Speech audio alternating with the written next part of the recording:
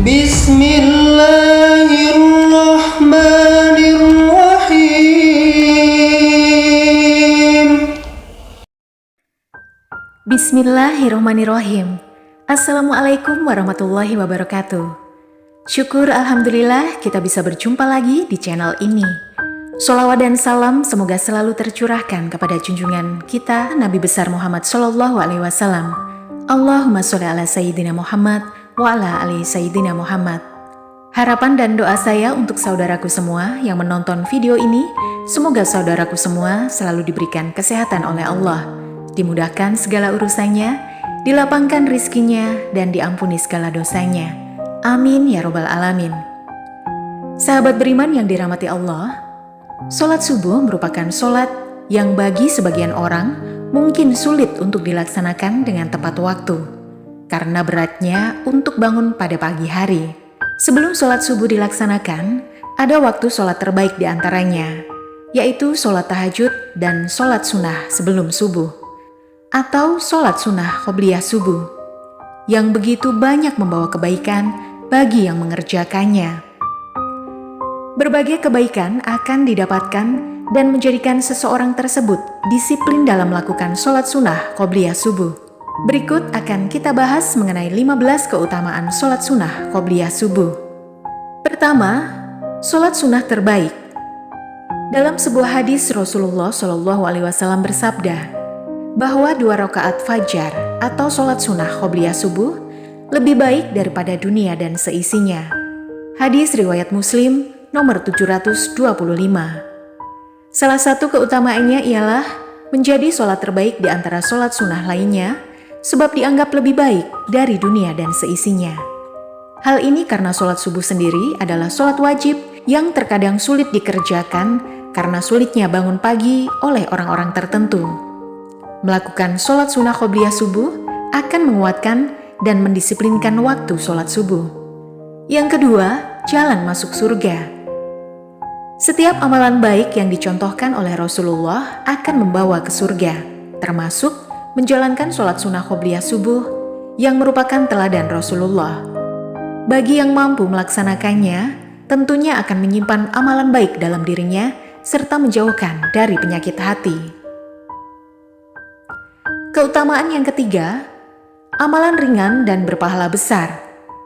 Sholat sunnah qobliyah subuh tidaklah dilakukan melainkan setelah terbit fajar subuh, dan dianjurkan sholat tersebut dilakukan di awal waktunya dan dilakukan dengan diperingan. Demikian pendapat Imam Malik, Imam Syafi'i, dan jumhur ulama. Sholat sunnah qobliyah subuh dapat dilakukan oleh siapa saja, sebab sholat ini termasuk salah satu amal ibadah yang ringan untuk dilakukan, namun memiliki pahala yang besar, sebagaimana amalan penghapus dosa besar. Yang keempat, kebaikan di akhirat. Hadis dari Abu Hurairah radhiyallahu anhu. Rasulullah Shallallahu Alaihi Wasallam membaca dalam 2 rakaat sholat sunnah subuh, surat Al-Kafirun dan surat Al-Ikhlas. Hadis riwayat Muslim.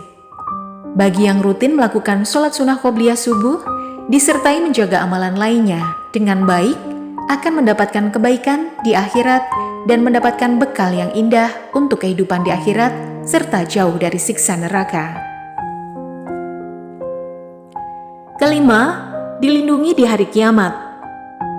Hadis dari Ibnu Abbas radhiyallahu anhuma, Rasulullah Shallallahu Alaihi Wasallam dalam 2 rakaat sholat sunnah subuh membaca ayat pada rakaat pertama, membaca surat Al-Baqarah ayat 136, dan pada rakaat kedua membaca surat Al-Imran ayat 52. Hadis riwayat Muslim. Setiap yang melakukan sholat sunnah qobliyah subuh dan sholat subuh dengan tepat waktu dan istiqomah di hari kiamat nanti akan mendapatkan syafaat dari Rasulullah, sehingga ia terlindung dari segala bahaya di hari kiamat. Keenam, mengikuti sunnah Rasul. Mengikuti sunnah Rasul merupakan amalan yang baik, sebab barang siapa yang menjadi pengikut Rasul dan menjalankan segala perintahnya, kelak akan mendapatkan syafaatnya dan terhindar dari segala kesusahan. Keutamaan yang ketujuh, jalan kebaikan.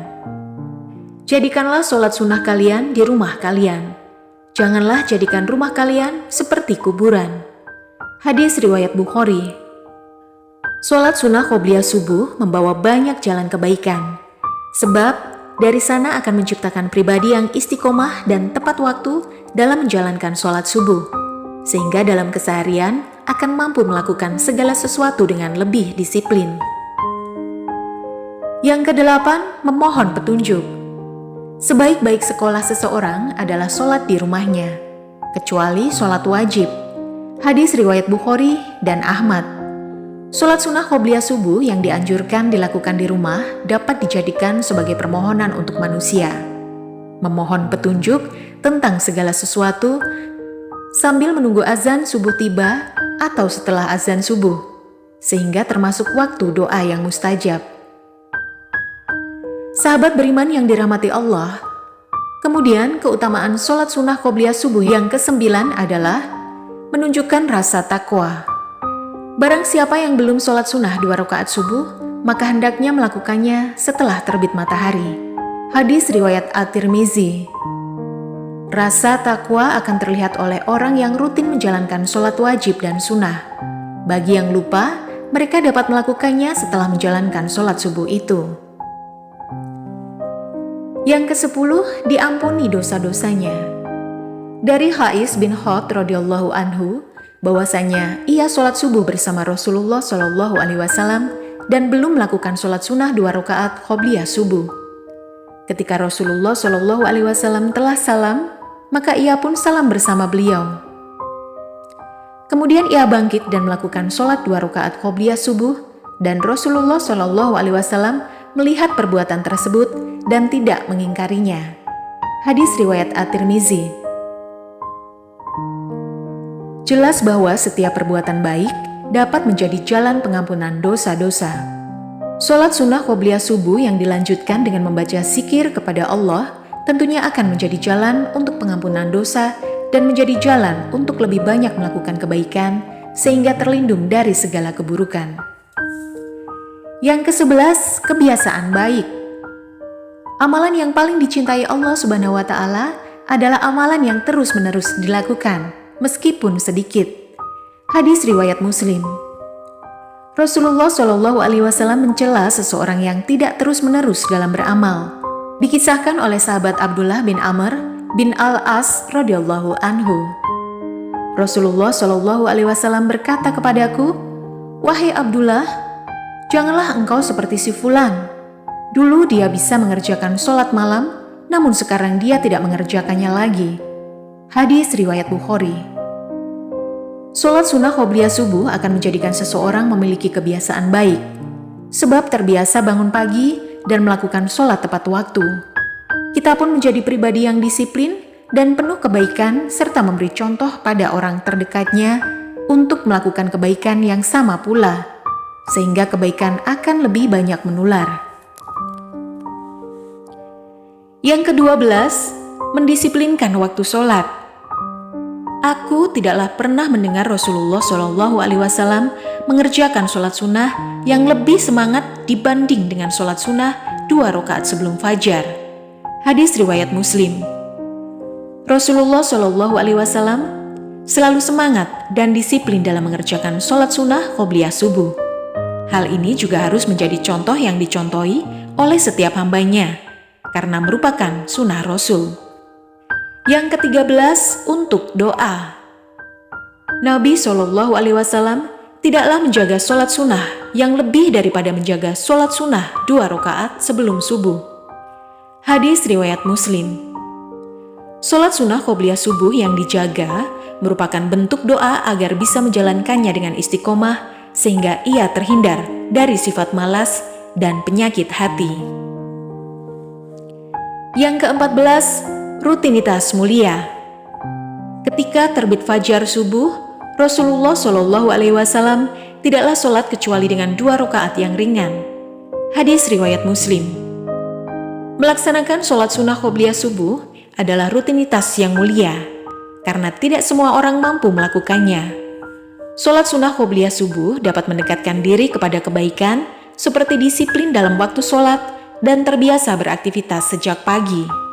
Hal tersebut tidak hanya bermanfaat untuk akhirat saja, namun juga menanamkan kebiasaan baik untuk duniawi, seperti terbiasa melakukan segala aktivitas sejak pagi dan terbiasa melakukan segala sesuatu dengan disiplin, sehingga ketika melakukan segala sesuatu menjadi lebih baik dan menjadi lebih terarah.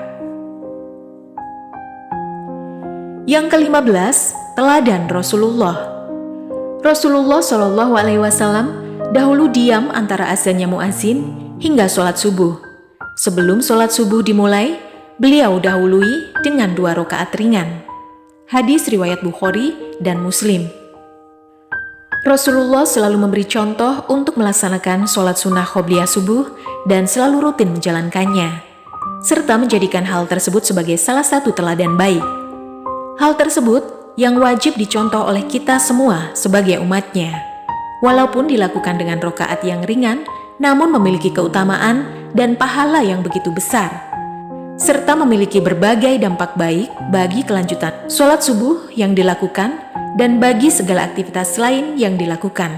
Setiap orang yang melakukan tentu akan memiliki kebiasaan baik dan menjadi seseorang yang lebih disiplin dan lebih istiqomah dalam beribadah dan dalam kehidupan sehari-hari.